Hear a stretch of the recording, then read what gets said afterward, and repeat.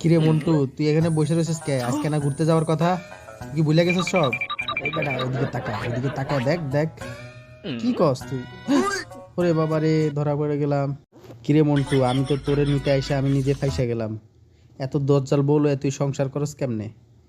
ওই বেটা রাখ, এখন কেমনে এদিক থেকে ছুটতে হবে এই ব্যবস্থা কর। খারা, আমি ব্যবস্থা করতেছি।